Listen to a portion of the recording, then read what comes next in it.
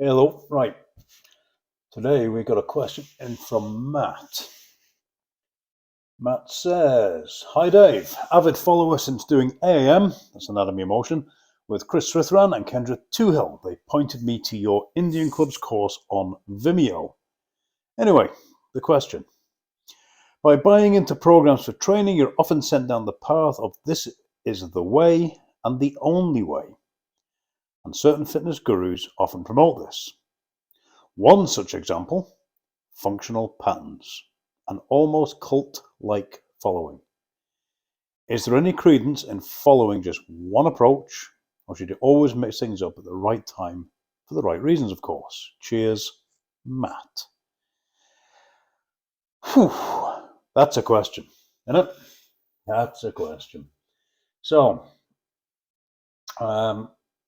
I actually wrote quite an answer back to him, so we'll go through it.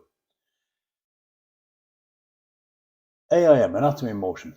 That is the movement therapy system I utilize, and it's not really a system, it's a set of principles founded by a guy called Gary Ward, who I was lucky enough to train directly under. Lovely fella, and his right hand man and a friend, now a guy I now consider a friend, Chris Srithran. We are on the phone fairly regularly. Chris is a good fella. Lighting's a bit dark there. Let me just adjust that. That better? Just try and move this without blinding myself. Aye, that's a bit better, isn't it? So Chris is, I don't know Kendra, but I'm familiar with some of her work, but Chris is an absolute legend. So, Indian clubs. Come to that later.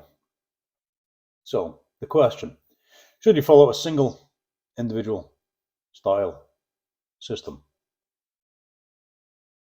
Should you follow a style or system that isn't mine? Right, it's a pretty nuanced sort of question, but a bit of a big topic. My approach, and it's not just my approach, a lot of good coaches have the same or similar approach. And that is, anytime we come across better information, we adopt it, we start using it. Why wouldn't we? What's our role? Quite simply, our role is to improve clients' lives, to help them achieve whatever goals they have. So if there is new information coming up, better ways of doing something, why would I not adopt it so I can better serve my clients? So while I'm kind of known as a movement guy or a kettlebell guy, I'm probably known for helping martial artists prepare, particular.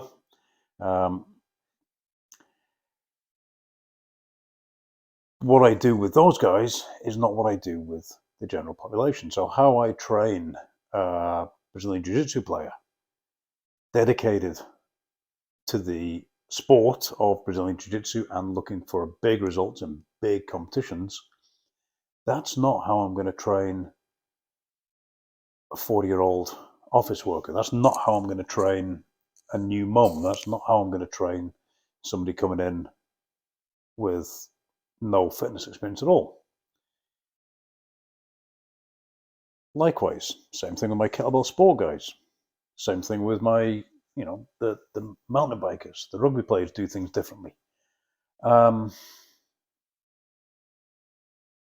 generic programs available. The bootcamp program, which is the Wild Geese Fitness morning sessions, been going for well over a decade. It's gone through a few evolutions. A phenomenal program. It looks massively different to our lunchtime sessions, which are less structured because the guys that come in are on less of a routine. They get in one week, they might not get in the next week. They might get in 3 days this week and twice the week after, 4 days a week after that. Just depends on what's going on their lunch breaks. So our morning sessions are very structured, progressive. I've actually just started following the bootcamp program myself. This is week 2 of 12. And I'm enjoying it. Feeling it, but enjoying it. The lunchtime sessions, far more varied in nature because the guys can't guarantee they're going to be in on a routine.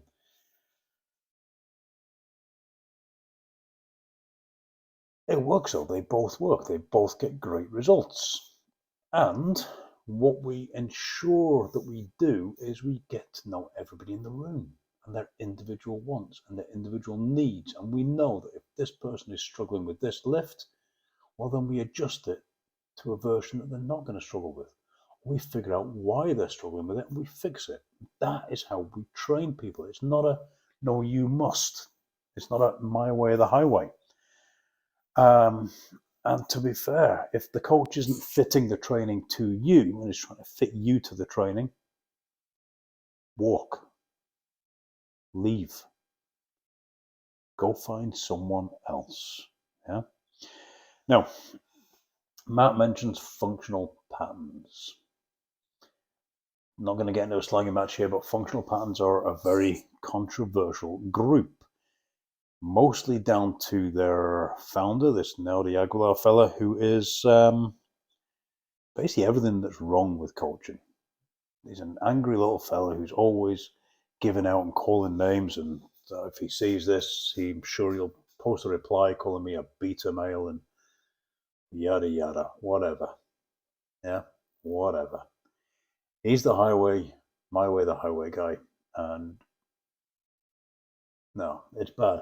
And what happens is then he get trained instructors under him, and they usually train to be him, but 10 times worse, and it just gets silly. It's ridiculous. Used to see behaviour like that in the old martial arts clubs. I'm wearing my old karate club hoodie right now. Used to get in the martial arts clubs, hopefully not so much anymore. And it's petty, jealousy, it's fear-based. It's nonsense. Yeah. Any good, confident coach, regardless of what you're teaching, should be happy for their clients to go out and experience other systems. And you know what? If they go off and find a coach who's better than you, great. If they go off and they find a coach and then come back to you and say that you're better, well, that's also great. If they find somebody better than you, then you know you need to up your game in some way. Maybe what you're doing doesn't fit. So if somebody came to me, and actually, no, I've had clients who have changed their goal set to something that I don't provide. I don't train people for fat loss. Not interested. I simply could not be bothered. So what do? I refer them out. I've had somebody ask me about powerlifting, and I've referred them out. What do I know about powerlifting? But other coaches have referred people to me for kettlebell sport lifting, because I know a bit about that. And I've had several people referred to me for martial arts tournament preparation, BJJ, kickboxing, etc. And many people refer to me for injury management. So it's a case of staying in your lane. My lane, I've just laid it out. Yeah, general population fitness, sports performance, particularly martial arts, and injury management. That's my focus. That's what I do. Yeah. If you're a soccer player, no, don't come to me. Go and see somebody who trains soccer players. Yeah. Could I train you? Yeah. Could somebody who specializes in soccer players train you better? Absolutely. So, let's see. Oh, yeah, we covered all that. So, a good way to check yourself. Good way to check yourself.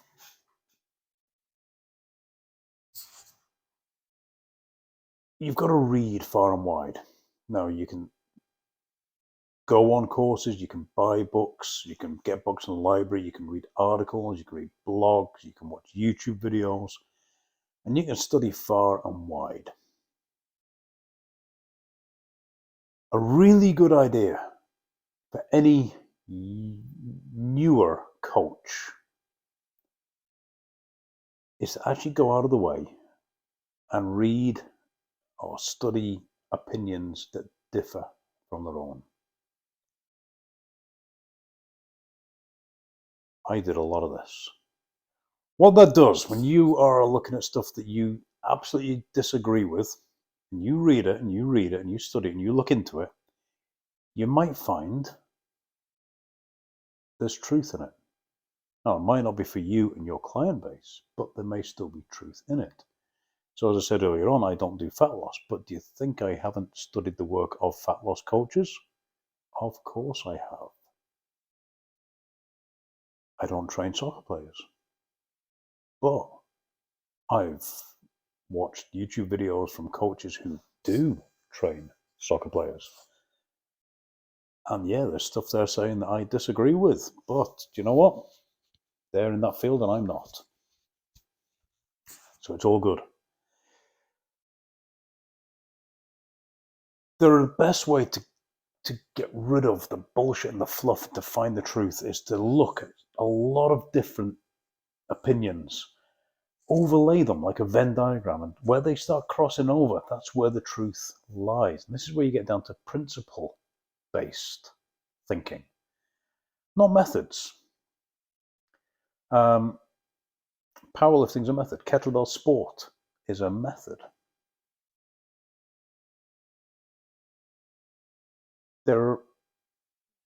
Anatomy of motion, well, that's not a method. That's a set of principles that you can use in any method. Methods are many. Principles are few.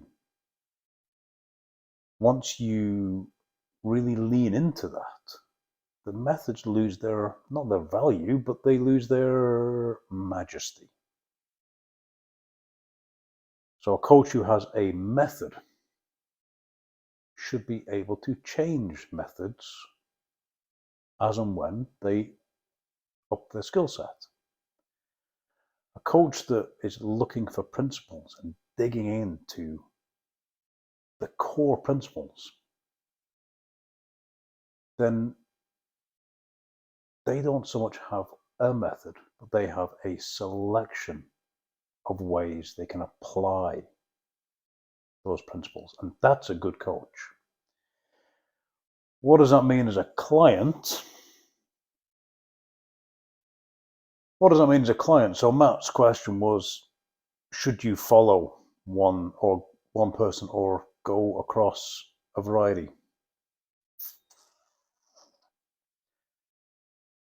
There's value in both.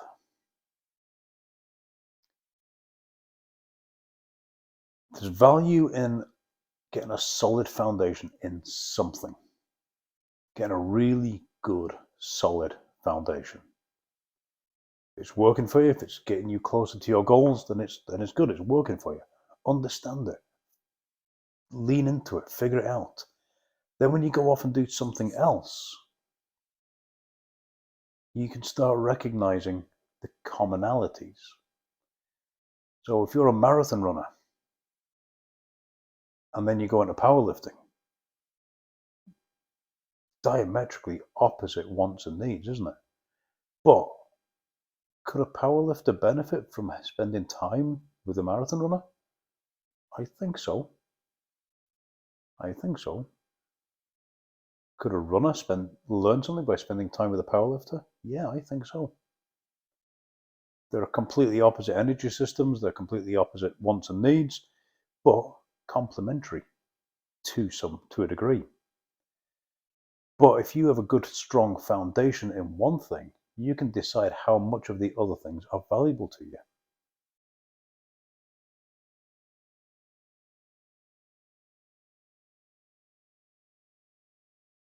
It's difficult to know when you're on the right path or when you're being crowbarred onto somebody else's path. This is kind of where sort of understanding yourself, your wants and needs, your sort of core beliefs, it's knowing what that's all about. That is one of the things we try and uncover on the Force of Nature program. I did say in a recent email, which I'll cover in a YouTube video, that the Force and Nature program isn't something I'm going to be doing massively frequently. But I will be launching that in the next few months again. And the first half of the Force and Nature course is looking for you to figure out your wants and needs, what's going on inside your head. Training is easy. Training is simple. But that's assuming it's the right training that's taking you in the right direction.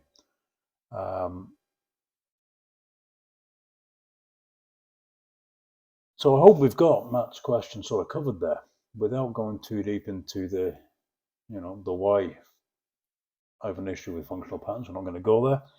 But if you're in a group that has a cult-like following, and yeah, people have joked that I was creating a cult back in the peak Wild these days. I hope not. I hope not. And I know it wasn't, because we had a group of people. We had martial artists training next to a cancer survivor.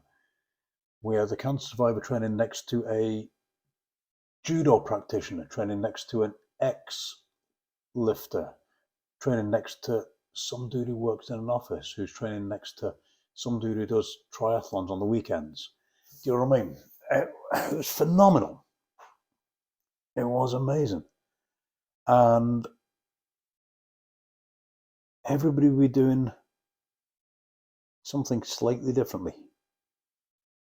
One person would be pressing one way, another person would be pressing slightly differently, and then a third person might be pressing slightly differently again.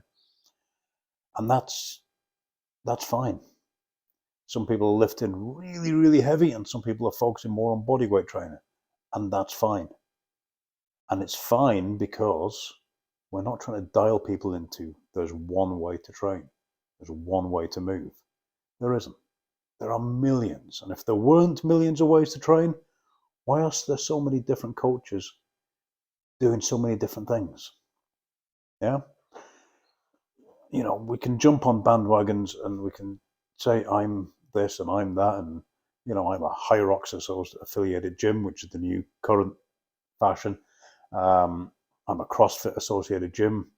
I'm a this associated. We kind of set Wild Geese up as the antithesis to that. That was the kind of the point of Wild Geese back when we started, me and Paulie. We didn't want that. In fact, Paulie said it one day when me and him were chatting over a coffee, and he says, we don't want it to be a system or a style. We want it to be an attitude. And that's where I started using the catchphrase, attitude is everything, because it is. Attitude is everything. But check your attitude. Check your attitude. Figure out what you're about. What do you want from training? What's your blue sky ideal goal? What are you looking to achieve? Is there a challenge you want to tick off? Is there something, do you want an X amount of weight on a deadlift? Do you want a certain time on a run? Do you want to complete an event within whatever parameters? You're looking to medal and stand on a podium in a particular competition. These are the questions you have to ask, and you bring them to your coach. And then your coach, if they're any good, will say, I can help you with that. Or they'll say, no, you need to go off and see this guy or that guy. Good fitness training and good rehab work, really it does rely on referrals. If you refer out, people refer back. If your coach tells you to go and see somebody else, they should be doing it from a good place. And then there's no guruism, there's no I am, there's no my way, the highway. It's just confidence. Yeah? Confidence. Right. We're going to wrap this up here. That's a big question from Matt. That's a big topic we go into. We can probably talk about that all day long. But this my way, the highway attitude, this cult following usually comes from some sort of insecurity.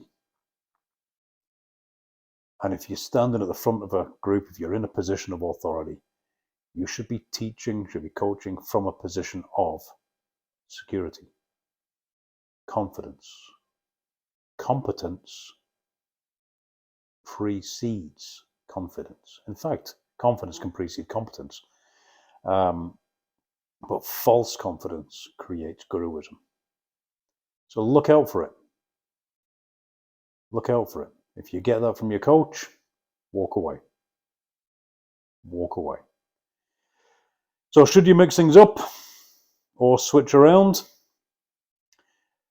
I have no problem with mixing things up, but I would say get a good base in something. Give yourself something, a minimum standard that you can now compare things to.